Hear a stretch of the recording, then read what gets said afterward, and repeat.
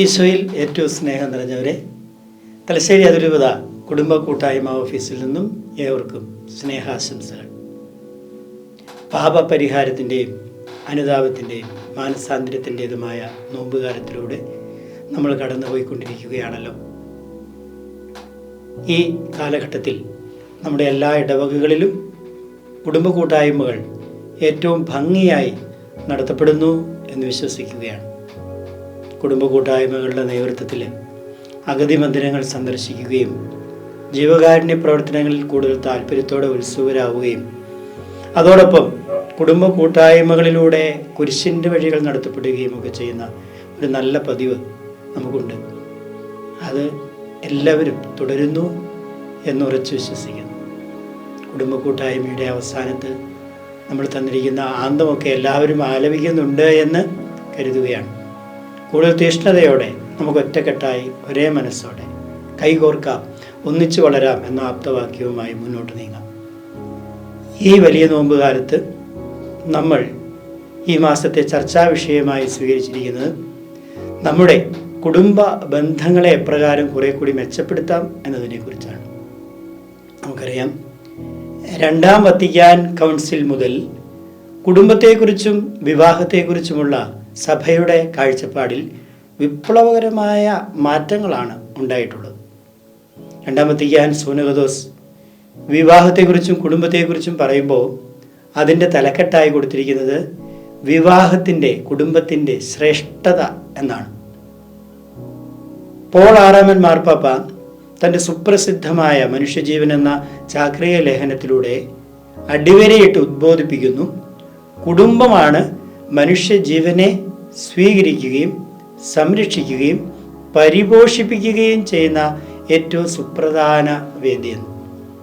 John Paul രണ്ടാമൻ മാർപ്പാപ്പയുടെ കാലമായപ്പോഴേക്കും കുടുംബത്തിൻ്റെ വളർച്ചയിൽ, കുടുംബത്തെക്കുറിച്ചുള്ള ദൈവശാസ്ത്രത്തെ രൂപപ്പെടുത്തുന്നതിൽ വളരെ വലിയ മാറ്റങ്ങളാണ് സംഭവിച്ചത്. മാർപ്പാപ്പയുടെ വീക്ഷണത്തിൽ കുടുംബമാണ് സഭയുടെ വഴി. Family is the way of the church. മാർപ്പാപ്പ എപ്പോഴും പറയും, കുടുംബമേ നീ എന്താണോ, നീ എന്തായി തീരാൻ വിളിക്കപ്പെട്ടിരിക്കുന്നുവോ അതായി തീരുക. ബെനഡിക്റ്റ് 16 മാർപ്പാപ്പ വിവാഹത്തിലെ സ്നേഹത്തെ വിശേഷിപ്പിക്കുന്നത് ദ എപ്പിറ്റോം ഓഫ് ലവ് എന്നാണ്. അദ്ദേഹത്തിൻ്റെ അഭിപ്രായത്തിൽ ദൈവത്തിൻ്റെ സ്നേഹം കഴിഞ്ഞാൽ പിന്നെ ഈ ഭൂമിയിൽ നമുക്ക് കാണാൻ പറ്റുന്ന ഏറ്റവും ഉദാത്തമായ സവിശേഷമായ സ്നേഹമെന്നത് വൈവാഹിക സ്നേഹമാണ്. ഫ്രാൻസിസ് മാർപ്പാപ്പ കുടുംബത്തെക്കുറിച്ച് ആഴത്തിൽ പഠിച്ച് 2 സിനഡുകളുടെ ആകെത്തുകയായി ഇറക്കിയ അപ്പസ്തോലിക പ്രബോധനത്തിന് പേരിട്ടിരിക്കുന്നത് തന്നെ സ്നേഹത്തിൻ്റെ ആനന്ദം എന്നാണ്. മാർപ്പാപ്പ പറയുന്നു, കുടുംബങ്ങളാണ് സഭയുടെ ആനന്ദം, സന്തോഷം. അപ്പോൾ കുടുംബത്തിൻ്റെ ദൈവവിളിയെ മാർപ്പാപ്പ കാണുന്നത് ത്രിയേക ദൈവത്തെ മാനുഷികമായ രീതിയിൽ അവതരിപ്പിക്കാൻ നിയോഗമേറ്റെടുത്തവർ എന്ന അർത്ഥത്തിലാണ്. ലിയോ 14 മാർപ്പാപ്പ വളരെ ചുരുങ്ങിയ നാളുകളെ ആയുള്ളൂ സഭാ ഭരണം ഏറ്റെടുത്തിട്ട് എങ്കിലും അദ്ദേഹവും കുടുംബത്തെക്കുറിച്ച് നിർണായകമായ പ്രഖ്യാപനങ്ങളാണ് നടത്തിയത്. കുടുംബം കൂട്ടായ്മയുടെ, പങ്കുവയ്ക്കലിൻ്റെ പാഠശാലയാണ്. എന്നുവച്ചാൽ പുതിയ തലമുറ കൂട്ടായ്മ എന്താണെന്ന് പഠിക്കുന്നത്, പങ്കുവയ്ക്കാൻ പരിശീലിക്കുന്നത് കുടുംബത്തിൽ നിന്നാണ് എന്നാ മാർപ്പാപ്പ പറഞ്ഞു വെക്കുക. പ്രിയപ്പെട്ടവരെ, നമ്മളൊക്കെ കേട്ടിട്ടുണ്ട്, കൂടുമ്പോൾ ഇമ്പമുള്ളതാണ് കുടുംബം, ഭൂമിയിലെ സ്വർഗമാണ് കുടുംബം. കുടുംബം ഗാർഹിക സഭയാണ്. കുടുംബമാണ് സമൂഹത്തിൻ്റെ, രാഷ്ട്രത്തിൻ്റെ അടിസ്ഥാന ഘടകം. ഇങ്ങനെയൊക്കെ ആണെങ്കിലും സത്യത്തിൽ നമ്മുടെ കുടുംബ ബന്ധങ്ങൾ യഥാർത്ഥത്തിൽ ഇങ്ങനെയൊക്കെയാണോ? ഇതാണ് നമ്മൾ യഥാർത്ഥത്തിൽ പഠന വിഷയമാക്കേണ്ടത്.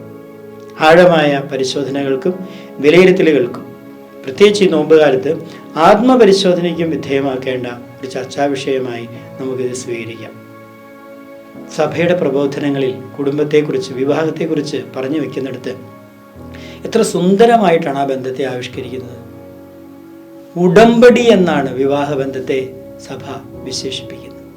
ഉടമ്പടി എന്ന വാക്ക് തന്നെ എന്തുമാത്രം ആഴമായ അർത്ഥതലങ്ങൾ ഉൾക്കൊള്ളുന്നതാണെന്ന് നമുക്കറിയാം. ഒരുപാട് കാര്യങ്ങൾ അതേക്കുറിച്ച് പറയാനുണ്ടെങ്കിലും വളരെ ചുരുക്കി ഞാൻ എൻ്റെ പാതഗതികൾ നിങ്ങൾക്ക് മുമ്പിൽ അവതരിപ്പിക്കുകയാണ്. ഒന്നാമത്തത്, ഉടമ്പടി എന്നത് ഒരു സവിശേഷമായ ബന്ധമാണെന്നാണ് വചനം പറയുന്നത്. ദൈവം സുപ്രധാന കക്ഷിയാകുന്ന ഒരു ബന്ധമാണ്. രണ്ട് വ്യക്തികൾ തമ്മിലുള്ള ഉടമ്പടിയാണെങ്കിലും അവരത് ദൈവത്തോട് ചേർത്ത് നിർത്തിയാണ് ജീവിതത്തിലേക്ക് സ്വീകരിക്കുന്നത്. രണ്ടാമതായിട്ട് നമ്മൾ കാണുന്നു, പൂർണ്ണമായ അറിവോടും സ്വതന്ത്രമായ തീരുമാനത്തോടും കൂടി ഒരു വ്യക്തി പ്രവേശിക്കുന്ന ബന്ധമാണ് ഉടമ്പടി. മൂന്നാമതായിട്ട് നമുക്ക് കാണാൻ പറ്റും, ഏതൊരു ഉടമ്പടി ബന്ധവും രക്തത്താലാണ് മുദ്രവെക്കപ്പെടുക. ഉടമ്പടി ബന്ധത്തിന് അതിൻ്റേതായ ഒരു തനത് നിയമമുണ്ട്, കൽപ്പനയുണ്ട് എന്നതാണ് നാലാമത്തെ സവിശേഷത. അഞ്ചാമത്തതോ, ഒരിക്കൽ ഉടമ്പടി ബന്ധത്തിലേക്ക് പ്രവേശിച്ചു കഴിഞ്ഞാൽ പിന്നെ അത് ഒരിക്കലും അവസാനിക്കുന്നില്ല. ഉടമ്പടിയിൽ ഏർപ്പെട്ട ആളുകളുടെ മരണത്തിൽ മാത്രമേ ഈ ബന്ധം അവസാനിക്കുകയുള്ളൂ. നമുക്കറിയാം, ഈശോ തൻ്റെ പീഡാസഹനത്തെ, മരണത്തെ വിശേഷിപ്പിച്ചത് പുതിയ ഉടമ്പടി ആയിട്ടാണ്. സത്യത്തിൽ ദൈവശാസ്ത്രജ്ഞന്മാരുടെ അഭിപ്രായത്തിൽ മിശിഹായുടെ വിവാഹം നടക്കുന്നത് കുരിശിലാണ്.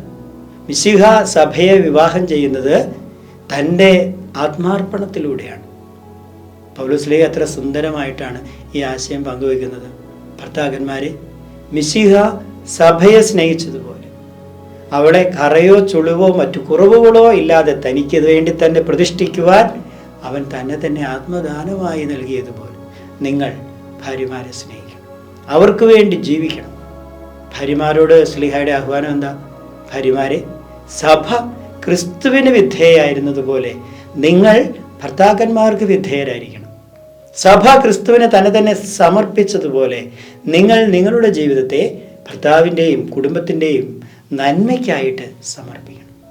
ഈ ഒരു ജീവിതം അതിൻ്റെ ആഴത്തിൽ അർത്ഥങ്ങൾ മനസ്സിലാക്കി ജീവിക്കാൻ ശ്രമിച്ചാൽ ഇതിനേക്കാൾ സുന്ദരമായി മറ്റൊന്ന് ഈ ഭൂമിയിലില്ല.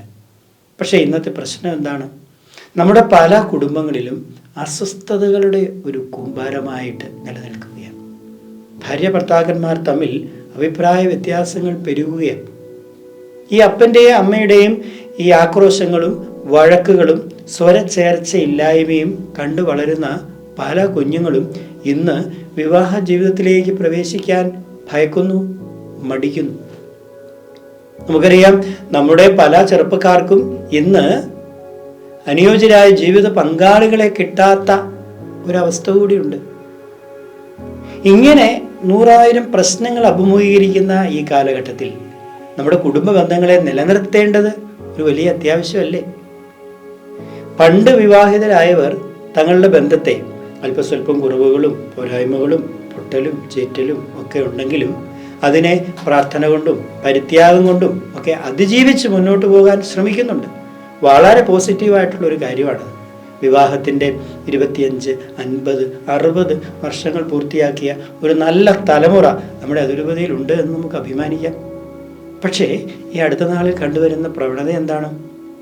വിവാഹം കഴിഞ്ഞ് ഏതാനും മാസങ്ങൾ പിന്നിടുമ്പോഴേക്കും, ഏതാനും വർഷങ്ങൾ കഴിയുമ്പോഴേക്കും ആ ബന്ധം പിന്നീട് മുന്നോട്ട് കൊണ്ടുപോകാനാവാത്ത രീതിയിൽ ദുസ്സഹമാക്കി മാറ്റുകയാണ് ഈ യുവ ദമ്പതികൾ.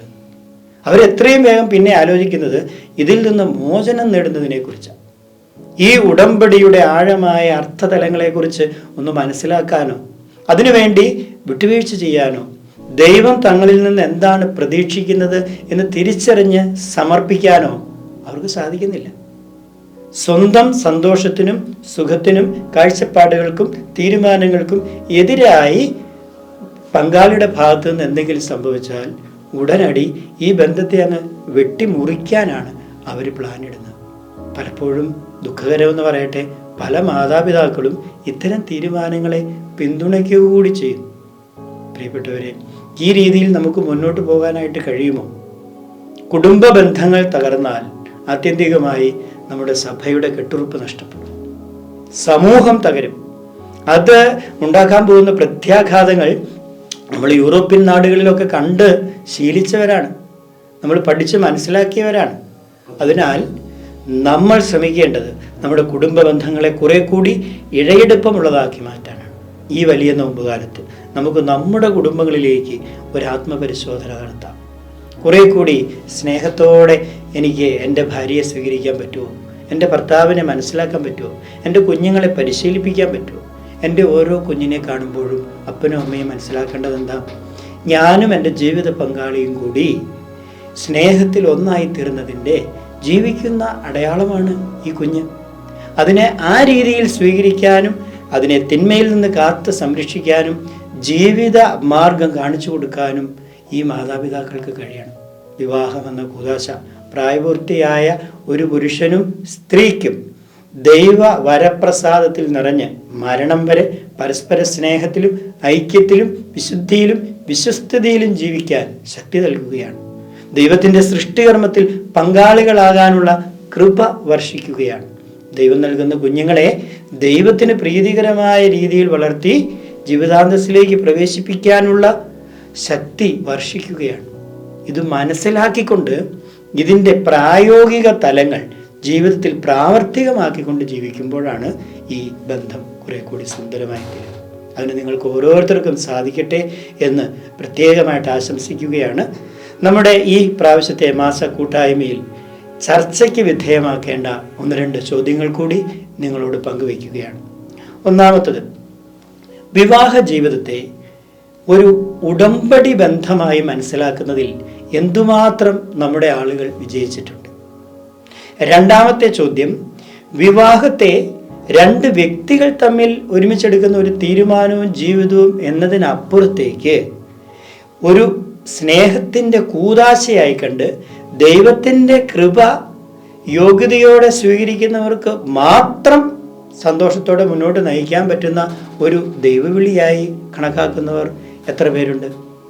മൂന്നാമത്തെ ചോദ്യം എനിക്ക് നിങ്ങൾക്ക് മുമ്പിൽ വയ്ക്കാനുള്ളത്, നമ്മുടെ സാധാരണ കുടുംബ ബന്ധങ്ങളെ എപ്രകാരമാണ് നമുക്ക് ദൈവഹിതപ്രകാരം, അത് ഭർത്താവ് തൻ്റെ ഉത്തരവാദിത്വം നിറവേറ്റി, ഭാര്യ തൻ്റെ ഉത്തരവാദിത്വം നിറവേറ്റി, മാതാപിതാക്കൾ മക്കളോടുള്ള ഉത്തരവാദിത്വങ്ങൾ നിറവേറ്റി, മക്കൾ മാതാപിതാക്കളോടുള്ള ഉത്തരവാദിത്വങ്ങൾ നിറവേറ്റി മുന്നോട്ട് കൊണ്ടുപോകാനായിട്ട് സാധിക്കുക?